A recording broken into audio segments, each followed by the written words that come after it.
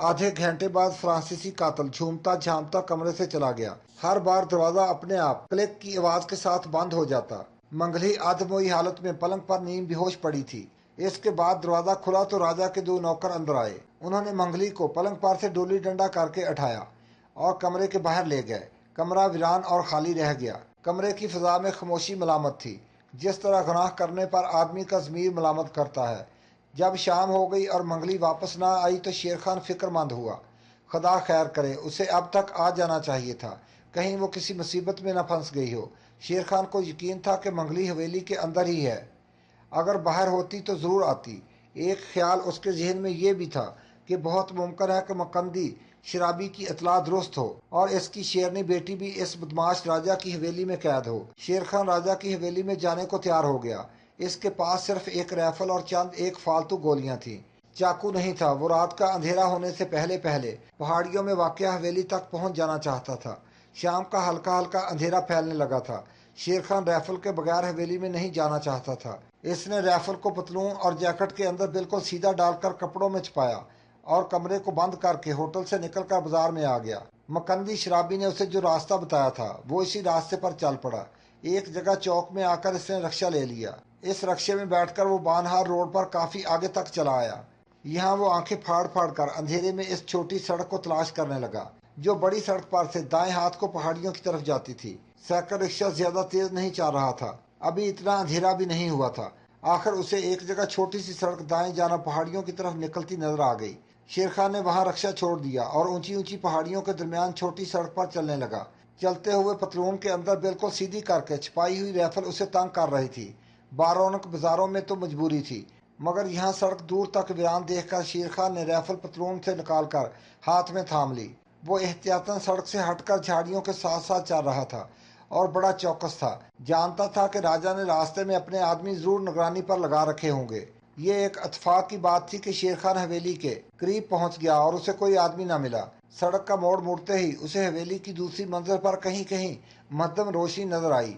फाटक के ऊपर कोई रोशनी नहीं हो रही थी। बड़ी पुरस्कार हवेली थी। लगता था कि कोई छोटा सा असेबी किला है। वो एक तरफ झाड़ियों में हो गया। इसने देखा कि फाटक के बाहर दोनों जानब दो आदमी स्टूलों पर बैठे थे। उनकी बंदूकें उनके घुटनों पर पड़ी थीं और वो सिगरेट बीड़ी पीते हुए धीमी आवाज में आपस में बातें कर रहे थे। इस किस्म की सूरत हाल से शेर खान कई बार गुजर चुका था। इसकी जिंदगी का एक बड़ा हिस्सा इस किस्म के जराम पेशा माहौल में गुजरा था। वो किसी तरह हवेली के अंदर पहुंचकर सबसे पहले मंगली को तलाश करना चाहता था, क्योंकि वो तो उसे यकीन था कि इसी हवेली में ही होगी। इसके बाद वो अपनी बेटी शेरनी का पता करना चाहता था। फाटक से हटकर वो हवेली की दीवार की तरफ आ गया। दीवार काफी ऊंची थी और शेर खान के पास तो कमांद टाइप की चीज भी नहीं थी जिसकी मदद से वो दीवार पार कर सकता। हवेली के अंदर बिल्कुल खामोशी छाई हुई थी। किसी कुत्ते के भौंकने की भी आवाज नहीं सुनाई देती थी। वाकई ये हवेली बड़ी पुरस्कार थी और ना जाने कैसे कैसे घिनौने जुराइम इसके अंदर परवान चढ़ रहे थे। शेर खान ने सोचा, इसका दिल गवाही दे रहा था कि इसकी बेटी शेरनी इस हवेली में नहीं है। वो इस किस्म के माहौल में जिंदा नहीं रह सकती। अगर अंदर होगी तो शेरनी की लाश ही किसी जगह अहाते में दफन होगी और वो जरूर दो चार को मारकर मरी होगी। शेर खान दीवार के साथ साथ इसके कोने तक चला गया। यहाँ कोई ऐसा दरख्त भी नहीं था जिसकी शाखें दीवार के अंदर तक फैली हुई हों। फाटक पर जो दो तीन गाड़ियां खड़ी थीं, इनसे शेर खान को अंदाजा हो गया था कि अंदर आदमी मौजूद हैं। उसे ये भी ख्याल था कि अगर अचानक कोई आदमी सामने मुकाबले पर आ गया तो इसने मजबूरन इस पर गोली चला दी तो फायरिंग की आवाज़ पर हवेली के लोग होशियार हो जाएंगे और उसे वहां से फरार होना पड़ेगा। शेर खान अपना मकसद हासिल किए बगैर और मंगली का सुराग लगाए बगैर वहां से वापस नहीं जाना चाहता था। इसका दीवार के पार जाना जरूरी था। रात का अंधेरा गहरा होता जा रहा था। शेर खान दीवार के साथ लगकर बैठ गया और मजीद अंधेरा होने का इंतजार करने लगा। कुछ ही देर बाद उसे दूर से ऐसी आवाज सुनाई दी जैसे कोई ट्रक आहिस्ता आहिस्ता चला आ रहा हो। एक तरकीब अचानक इसके जहन में आ गई। वो जल्दी से उठा और हवेली की दीवार से हटकर झाड़ियों के पीछे से होता हुआ फाटक के सामने आ गया। ट्रक अभी काफी पीछे था। वो सुनसान अंधेरी सड़क पर पीछे की तरफ से तेज तेज चलने लगा। जहाँ सड़क का मोड़ था वहां उसे दूसरी जानब से गाड़ी की हेडलाइट्स की रोशनी पड़ती नजर आई। वो दौड़कर झाड़ियों के पीछे छुप गया। थोड़ी देर बाद अंधेरे में गाड़ी की रोशनियां जगमगा उठी। ये एक ट्रक था जिसमें वजनी सामान लदा हुआ था और वो आहिस्ता आहिस्ता चला आ रहा था। جب ٹرک شیر خان کے آگے سے گزر گیا تو وہ اس کے پیچھے دوڑ پڑا۔ ٹرک میں خدا جانے کیا سامان بھرا ہوا تھا۔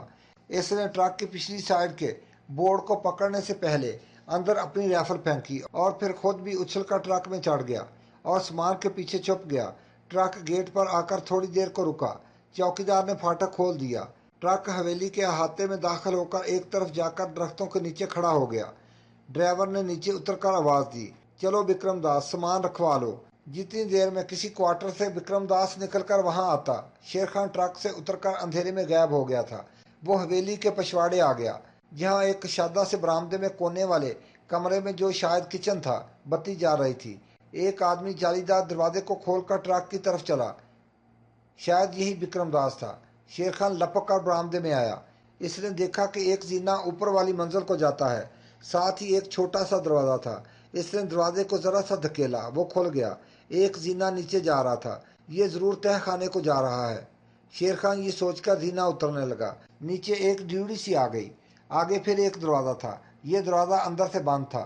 شیر خان نے کان دروازے کے ساتھ لگا دیے۔ اندر کسی عورت کی آواز آ رہی تھی۔ وہ کسی سے باتیں کر رہی تھی۔ الفاظ پوری طرح سمجھ نہیں آ رہے تھے۔ شیر خان وہاں زیادہ دیر نہیں ٹھہر سکتا تھا۔ ایک خیال اسے آیا کہ وہ دروازے پر دستک دے۔ کوئی عورت آئے تو اسے وہیں دبوچ کر اس سے منگلی یا عائشہ کے بارے میں معلومات حاصل کرنے کی کوشش کرے۔ پھر سوچا کہ اس عورت نے شور مچا دیا تو سارا کام خراب ہو جائے گا، مقابلہ شروع ہو جائے گا۔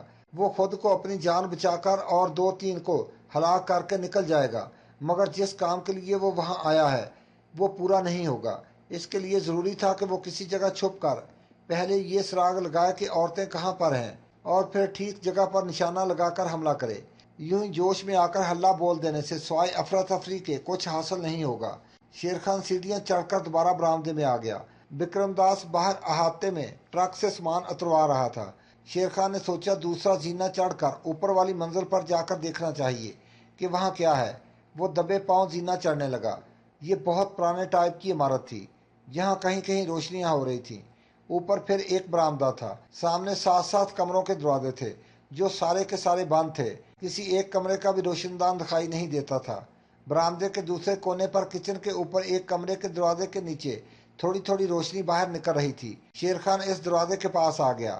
اس نے اوپر سے نیچے جھانک کر دیکھا، نیچے کوئی نہیں تھا۔ وہ فرش پر لیٹ گیا اور دروازے کے نیچے جو جگہ تھی اس میں سے اندر دیکھنے کی کوشش کرنے لگا۔ اس نے دیکھا کہ یہ ایک کشادہ کمرہ ہے۔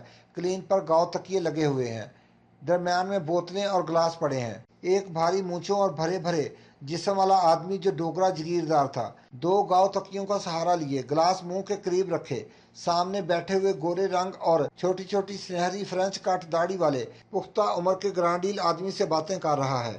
یہ آدمی شیر خان کو انگریز لگا۔ وہ دراصل فرانسیسی قاتل اور اسمگلر شارل تھا۔ اتنے میں عقبی دروازے کا پردہ ہٹا اور ایک آدمی جو نوکر لگتا تھا اندر آیا۔ جھک کر اسلام کے اشارے سے کچھ کہا جو شیر خان نہ سمجھ سکا۔ ڈوگرا راجا نے ہاتھ کے اشارے سے کچھ کہا۔ نوکر ادب سے سر جھکا کر واپس چلا گیا۔ اس کے کوئی 15-20 سیکنڈ کے بعد 2 جوان عورتیں اسی حالت میں کمرے میں داخل ہوئیں کہ انہوں نے گرم چادروں میں اپنے جسم لپیٹ رکھے تھے۔ کمرے میں جو آتش دان تھا اس میں آگ جل رہی تھی۔ شیر خان کا دل اچھل کر حلق کے قریب آ گیا۔ ان میں سے ایک منگلی تھی۔ اس کے بال کھلے تھے اور وہ اسی طرح سہمی ہوئی تھی جیسے اسے قتل کرنے کے واسطے وہاں لایا گیا ہو۔ شیر خان آنکھیں پھاڑے دروازے کی نچلی زرد میں سے اندر دیکھ رہا تھا۔ فرانسیسی قاتل نے اٹھ کر منگلی کو پکڑا اور کھینچ کر اپنے پاس کلین پر بٹھا لیا۔ دوسری عورت اپنے آپ راجا کے پہلو میں آ کر بیٹھ گئی۔ وہ اتنی ڈری اور سہمی ہوئی نہیں تھی۔ وہ ہنس ہنس کر راجا سے باتیں کر رہی تھی۔ فرانسیسی بدماش نے منگلی کی چادر کھینچ کر ایک طرف رکھ دی۔ شیر خان نے ایک لمحے کے لیے اپنی آنکھیں بند کر لیں کیونکہ چادر کے نیچے منگلی نے کچھ بھی نہیں پہن رکھا تھا۔ شیر خان نے دوسری بار آنکھیں کھول کر دیکھا کہ ایک نوکر تیشت میں کچھ پھل رکھے فرانسیسی بدماش شارل کے قریب جھکا ہوا تھا۔ منگلی نے سر نیچے جھکا رکھا تھا جیسے وہ رو رہی تھی۔ شیر خان کا سر پھر گیا۔ حقیقت یہ تھی کہ اوپر سے اگر وہ منگلی کے ساتھ سرد مہری کا سلوک کرتا تھا مگر دل کے اندر سے وہ اسے پیار کرتا تھا۔ اپنی بیوی کے بعد یہ پہلی عورت تھی جو اسے اچھی لگی تھی۔ اب جب اس نے منگلی کو اس حالت میں دیکھا کہ ایک انگریز ٹائپ کا بدماش اسے اپنی ہوس کا نشانہ بنانے والا ہے تو وہ ساری منصوبہ بندی اور احتیاطیں بھول گیا۔ اس کے اندر کا جنگلی مرد بیدار ہو گیا۔ اس نے اٹھ کر دروازے پر آہستہ سے دستک دی۔ مقصد یہ تھا کہ کوئی دروازہ اندر سے کھولے گا۔ दस्तक की आवाज पर राजा ने गुस्से से दरवाजे की तरफ देखा। ये कौन हरामी है? नौकर ने टेस्ट एक तरफ रखा और तेज तेज कदमों से दरवाजे पर आकर पूछा, विक्रमदास क्या बात है? इसका ख्याल था कि नीचे बोर्ची खाना है, वहां से विक्रमदास कोई चीज लेकर ना आया हो। अगरचे ऐसा पहले कभी नहीं हुआ था। जब शेर खान ने कोई जवाब ना दिया बल्कि एक बार फिर राइफल का बट आहिस्ता से दरवाजे पर मारा तो नौकर ने चिटखनी उतार कर दरवाजा खोल दिया। दरवाजे के खुलते ही शेर खान ने हल्ला बोल दिया। धक्का देकर नौकर को परे गिराया और ऊपर तले 2 फायर कर दिए। फ्रांसीसी बदमाश शारल बड़ा काइयां और चलाक जुराम पेशा आदमी था। दरवाजे के धड़क से खुलने के अंदाज ही से समझ गया कि यह कोई राजा का दुश्मन है जो कत्ल की नीयत से अंदर आया है। जब तक शेर खान फायर करता वो कलाबाजी लगाकर क्लीन की दूसरी तरफ जा चुका था। दोनों गोलियां सामने वाले खाली सूफे में जाकर पेवस्त हो गईं। राजा ने दहशत से चलाकर कहा, इसे पकड़ो। शेर खान ने शारल पर एक फायर झोंक दिया, मगर इतनी देर में शारल अपना पिस्तौल निकाल चुका था। वो क्लीन पर लड़क कर दूसरी तरफ हो गया और वहीं से लेटे लेटे शेर खान पर ऊपर तले 3 गोलियां चला दी। ये शेर खान की हमाकत थी। यह जंगली इंसान वाली असली और फितरती मोहब्बत का जज्बा था जिसने उसे मैदान में ला खड़ा किया था जहां मौत इसके बिल्कुल रूबरू थी। वो ये भूल गया था कि इन लोगों के पास भी असला हो सकता है और वो इनकी फायरिंग की जद में आ सकता है।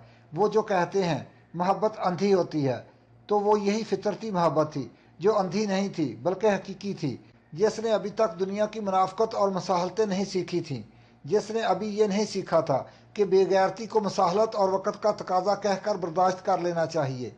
चनाचे वही हुआ जो आज से हज़ारों साल पहले जंगल में रहने वाले सच्चे जज्बों वाले कुदरत के दीमाई असूलों के साथ ज़िंदगी बसर करने वाले इंसानों के साथ हुआ करता था। यानी मोहब्बत की जंग में दोनों में से एक की मौत यकीनी होती थी। 2 गोलियां शेर खान के सीने में और एक नाफ के ऊपर पेट में लगी। फ्रांसीसी बदमाश शारल का निशाना कभी खता नहीं गया था। शेर खान गिर पड़ा। मंगली ने कमरे की रोशनी में शेर खान को गिरते देखा तो चीख मारकर इसकी तरफ बढ़ी। राजा के नौकर अंदर आ गए थे।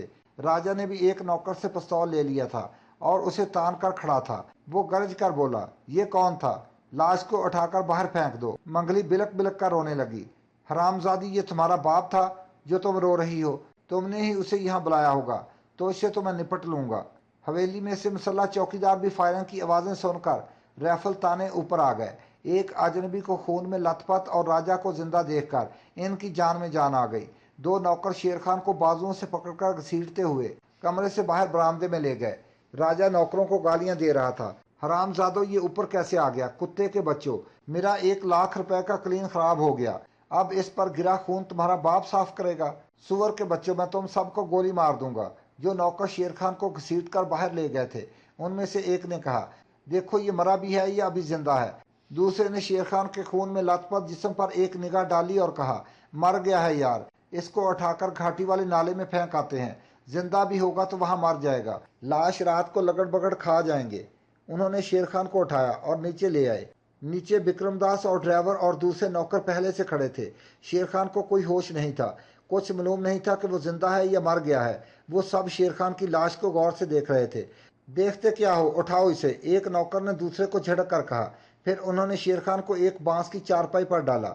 चारपाई उठाकर हवेली की अकबी दीवार की तरफ ले गए जहां एक बड़ा चबूतरा बना हुआ था। चारपाई चबूतरे पर रखकर उन्होंने शेर खान को उठाया और दीवार की दूसरी तरफ फेंक दिया। दूसरी तरफ गहरी खाई थी। शेर खान की लाश नीचे झाड़ियों पर गिरी और वहीं एक जगह फंस कर रह गई। दूसरी मंजिल में डोगरा जगीरदार नौकरों पर बरस रहा था, गर्ज रहा था और शारल की तारीफ कर रहा था जिसने शेर खान को ऐन मौका पर फायर करके हलाक कर डाला था। शारल, तुम्हारा निशाना ठीक ना होता तो वो मुझे मार डालता।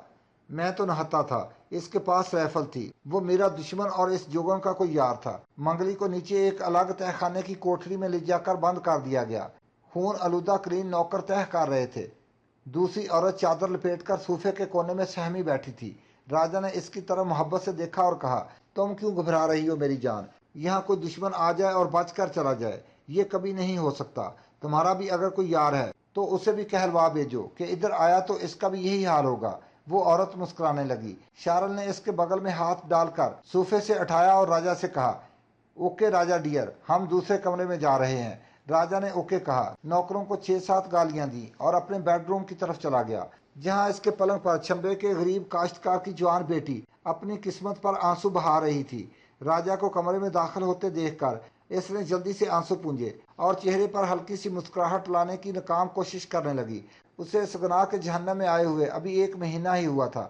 اسے اس کے گاؤں سے راجا کے آدمی اٹھا کر لائے تھے۔ وہ اس حقیقت سے باخبر ہو چکی تھی کہ اب دنیا کی کوئی طاقت اسے زندہ یہاں سے باہر نہیں نکال سکتی۔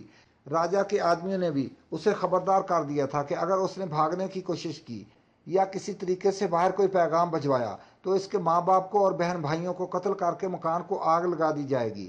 اپنے محبوب شیر خان کی موت کے بعد منگلی کے سینے میں انتقام کا جوالا مکھی بھڑک اٹھا تھا۔ شیر خان کو کتنی ہی گولیاں لگی تھیں، وہ گر پڑا تھا، اس نے پھر کوئی حرکت نہیں کی تھی، وہ کیسے زندہ بچ سکتا تھا؟ راجا کے نوکروں نے تو اسے کہیں زمین میں دبا دیا ہوگا۔ منگلی تہہ خانے کی کوٹھڑی میں اکیلی بیٹھی یہی کچھ سوچ رہی تھی اور اپنے محبوب شیر خان کی موت پر آنسو بہا رہی تھی۔ وہ بار بار اپنے آپ سے کہہ رہی تھی، شیر خان کا بدلہ لوں گی، اس کی موت کا بدلہ لوں گی۔ پھر اچانک اس کا چہرہ جیسے کسی خیال سے ساکت ہو گیا۔ کہیں شیر خان زندہ ہی نہ ہو، مگر ان لوگوں نے اسے کہاں پھینکا ہوگا؟ اگر زمین میں دبا دیا ہوگا تو اب تک شیر خان مر چکا ہوگا۔ اگر جنگل میں کہیں پھینکا ہے تو اس کو بچا لینا چاہیے۔ اسے بچایا جا سکتا ہے، مگر کیا کروں؟ کس سے پوچھوں؟ یہاں تو کوئی بھی نہیں ہے۔ منگلی کے بدن پر ایک پرانی گرم کمبل نما چادر تھی۔ وہ اٹھ کر کوٹھڑی کے دروازے تک آئی۔ اس نے دروازے پر ہاتھ مار کر کہا، مجھے کوئی کپڑا دو، میں ٹھنڈ میں مر جاؤں گی۔ بھگوان کے لیے مجھے کوئی کپڑا دو۔ چوکیدار یہ ریٹائرڈ ڈوگرا سپاہی تہہ خانے کی ان 2-4 کوٹھڑیوں کے آگے تھوڑی تھوڑی دیر بعد راؤنڈ لگا کر پہرا دیتا تھا۔ وہ اتفاق سے اس وقت وہاں سے گزر رہا تھا۔ اس نے منگلی کی آواز سنی تو رک گیا۔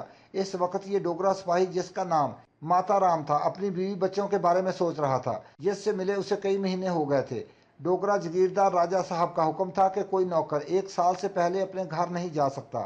اسے یہاں دوسرے نوکروں کی طرح کھانے پینے کی بڑی سہولت تھی، روپیہ بھی بہت مل جاتا تھا جسے وہ گھر منی آرڈر کروا دیتا تھا، مگر اسے اپنی بیوی اور بچوں سے دوسرے نوکروں کے برخلاف بہت زیادہ محبت تھی۔ دوسرے نوکر تو ادھر ادھر بھی ہاتھ مار لیتے تھے، مگر ماتا رام بڑا مذہبی قسم کا آدمی تھا۔ صرف اپنی زمین چھڑوانے کے لالچ میں اس نے راجہ صاحب کی نوکری کر لی تھی۔ اب گھر بار ہر وقت یاد آتا تھا، بیوی بچوں کی شکل آنکھوں کے سامنے رہتی تھی۔ وہ کئی دنوں سے سوچ رہا تھا کہ وہاں سے بھاگ جائے، کیونکہ جس زمین کو ساہوکار سے چھڑانے کے لیے اس نے راجہ صاحب کی نوکری کی تھی وہ زمین اس کے پاس آ چکی تھی۔ اب وہ محض روپے پیسے کی خاطر اپنی بیوی بچوں سے دور نہیں رہنا چاہتا تھا۔ منگلی کی آواز سن کر وہ رک گیا، کہنے لگا، کیا بات ہے، کیوں شور مچا رہی ہو؟ منگلی نے کہا، میں مر جاؤں گی، مجھے کرتا شلوار لا دو۔ ماتا رام کے پاس کوٹھڑیوں کی چابیاں ہر وقت موجود رہتی تھیں۔ اس نے چابی لگا کر تالا کھولا اور دروازہ پیچھے کو دھکیلا تو دیکھا کہ کوٹھڑی میں جلتے کمزور بلب کی روشنی میں منگلی نیم اریان حالت میں اس کے سامنے کھڑی ہے۔ ماتا رام نے جلدی سے منہ دوسری طرف کر لیا اور ہاتھ کے اشارے سے کہا، اپنے بدن پر چادر کر لو بہن، یہ کیا کر رہی ہو؟ ماتا رام کی زبان سے اپنے بارے میں بہن کا لفظ سن کر منگلی نے جلدی سے اپنا بدن چادر میں چھپا لیا۔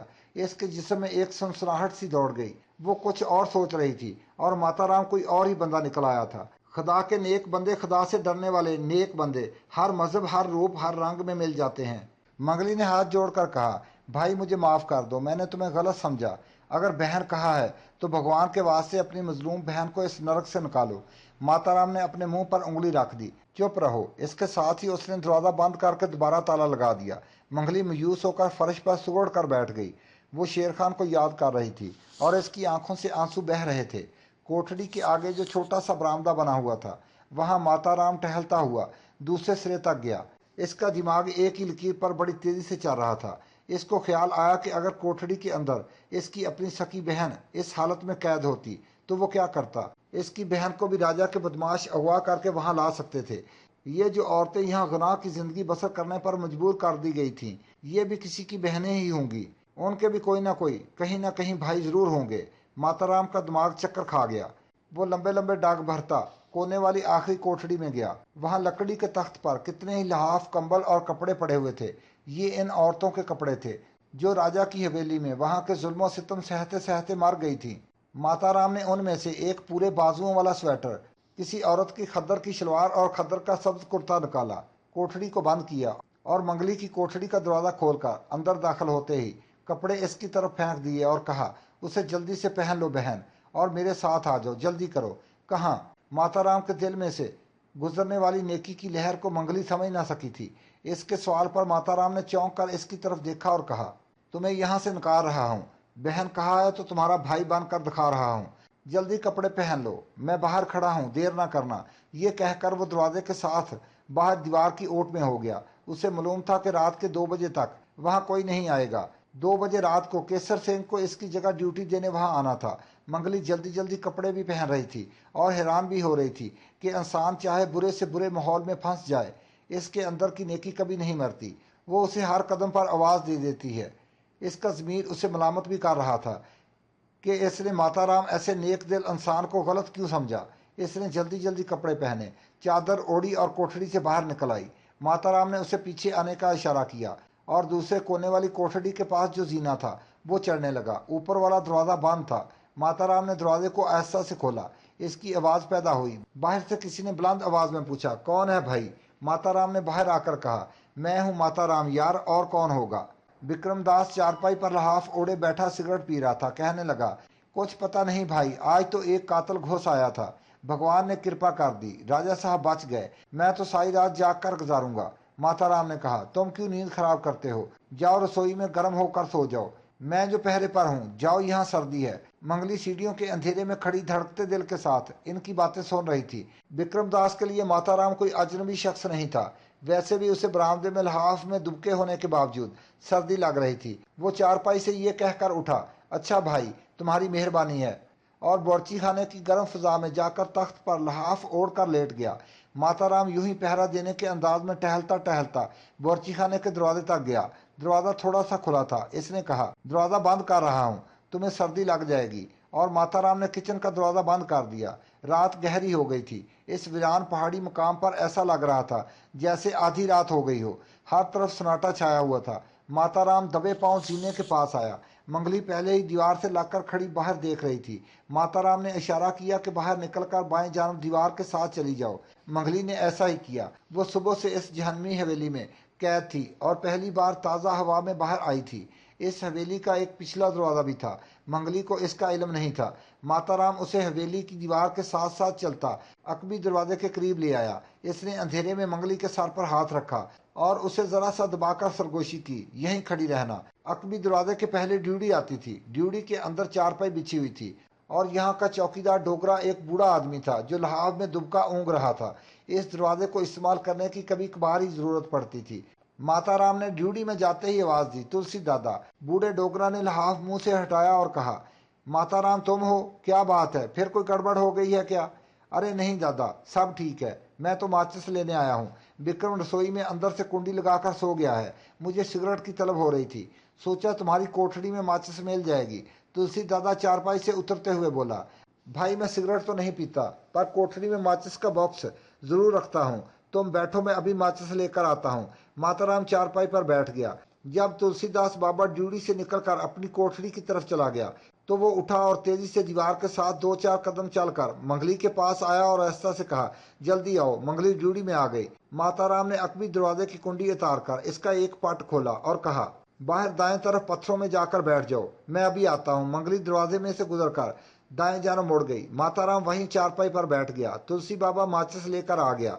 माताराम ने जेब से सिगरेट की डिबिया निकाल कर सिगरेट जलाया और माचिस वापस करते हुए बोला, तुलसी बाबा, मैं राजा साहब के हुक्म पर बाहर दीवार की निगरानी करने जा रहा हूँ। पहले ख्याल था कि तुम्हें नहीं बताऊंगा, क्योंकि राजा साहब ने मेरी ये खुफिया ड्यूटी लगाई हुई है। अब तुम्हें बता दिया है। कोई नौकर वगैरह यहाँ आकर मेरा पूछे तो उसे बिल्कुल ना बताना, नहीं तो राजा साहब तुम पर भी नाराज होंगे। तुलसी बोला, माताराम मुझे क्या जरूरत है किसी को बताने की, तुम आराम से जाकर अपनी ड्यूटी दो। माताराम अकबी दरवाजा खोलकर बाहर निकल गया। तुलसी बाबा ने दरवाजा बंद कर लिया मगर अंदर से कुंडी ना लगाई, क्योंकि वो तो यही समझ रहा था कि माताराम को थोड़ी देर बाद वापस भी आना है। यहाँ नीले आसमान पर चमकते सितारों की हल्की हल्की रोशनी फैली हुई थी। माताराम दीवार के साथ साथ चलता। थोड़ा आगे गया तो पत्थरों में बैठी मंगली उठकर खड़ी हो गई। माताराम करीब आकर बोला, अब जितनी तेज चल सकती हो मेरे पीछे पीछे चली आओ। मंगली ने माताराम से कहा, मुझे वो जगह बताओ जहाँ शेर खान की लाश फेंकी गई थी। माताराम बोला, भगवान के लिए इस वक्त अपनी जान बचाओ। मंगली ने गुस्से में माताराम को झड़क दिया, मुझे वो जगह बताओ, तुम मुझे मेरे हाल पर छोड़कर यहाँ से चले जाओ। माताराम समझ गया कि इस औरत का शेर खान के साथ जरूर कोई जज्बाती किस्म का तलक था। वो उसे घाटी में पत्थरों और चट्टानों के पहलू से होता हुआ रात के अंधेरे में एक जगह ले गया। यहाँ एक नाला बह रहा था। ये पहाड़ी नाला था। इसमें पानी बड़ी तेज रफ्तारी से गुजर रहा था। माताराम ने कहा, यहाँ शेर खान की लाश को फेंका गया था। अब तक लाश पानी में बहकर ना जाने कहाँ निकल गई होगी। ये नाला आगे कहाँ जाता है? मंगली के होंठ शिद्दत गम से भींचे हुए थे। माताराम ने उसे बताया कि ये पहाड़ी नाला आगे जाकर दरिया तवी में गिर जाता है। फिर कहने लगा, मंगली बहन, यहाँ ज्यादा देर रुकना मुनासिब नहीं। ऊपर राजा के आदमियों के हमारे फरार का इल्म हो गया होगा। मंगली ने गहरा सांस लिया और माताराम के पीछे पीछे चल दी। माताराम इस पहाड़ी रास्ते से बाखबर था। वो मंगली को एक खुफिया पहाड़ी दरे से निकाल कर शहर की बड़ी सड़क के पास ले आया। यहाँ सड़क पर अंधेरा छाया हुआ था। किसी वक्त श्रीनगर या बानहाल जाने वाली कोई लारी गुजर जाती थी। माताराम कहने लगा, मंगली बहन, अब मैं अपने इलाके को जाता हूँ। मेरे बीवी बच्चे मुझे देखकर बहुत खुश होंगे। तुम ऐसा करो कि जम्मू से किसी दूसरी प्रांत की तरफ चली जाओ। बेहतर होगा कि तुम बंगाल चली जाओ। मंगली के चेहरे पर गहरी संजीदगी तारी थी। शेर खान के बारे में उसे कुछ मालूम नहीं था कि वो जिंदा है या मर चुका है। ज्यादा इम्कान इसी बात का था कि वो मर गया है। मंगली ने अपनी आंखों से फ्रांसीसी स्मगलर शारल को इस पर 3 गोलियां फायर करते देखा था। शेर खान ने तीनों गोलियां सीने पर खाई थीं। वो कहाँ जिंदा रहा होगा? मंगली की आंखें भर आईं। इसने माताराम का शुक्रिया अदा करते हुए कहा, माताराम, तुम एक अच्छे इंसान हो। भगवान तुम्हारा भला करेगा। तुमने मुझे एक जहन्नम से निकाला है। माताराम बोला, कोई बात नहीं मंगली, तुम्हें बहन कहा था तो तुम्हारी मदद करना मेरा फर्ज बन गया था।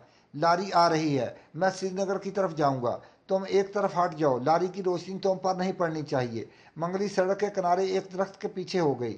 माताराम ने सड़क पर आकर लारी को हाथ दिया। लारी करीब आकर रुकी। माताराम इसमें सवार हुआ और लारी आगे रवाना हो गई। मंगली थके थके कदम उठाती शहर की तरफ चल पड़ी। इस वक्त रात के 11 बजे थे। शहर की तरफ खूब रोशनियां थी। किसी तरफ से स्पीकर पर फिल्मी गानों की रिकॉर्डिंग की आवाज आ रही थी। मंगली ने इस सड़क को पहचान लिया था। वो खेतों में पड़ गई और धुंध में डूबे खेतों में गुजरती इस इलाके में आ गई जहां वो होटल था, जिसके एक कमरे में मंगली और शेर खान रह रहे थे। होटल खुला था। मंगली सीधी काउंटर पर गई जहां होटल का मालिक बैठा हिसाब किताब कर रहा था। इसने मंगली को कमरे की चाबी देते हुए इसके खामद के बारे में पूछा। वो शेर खान को इसका खामद ही समझता था। मंगली ने कहा, वो दूसरे शहर काम से गया है, कल तक आ जाएगा। कमरे में आकर मंगली ने अपने आप को पलंग पर गिरा दिया और फूट फूट कर रोने लगी।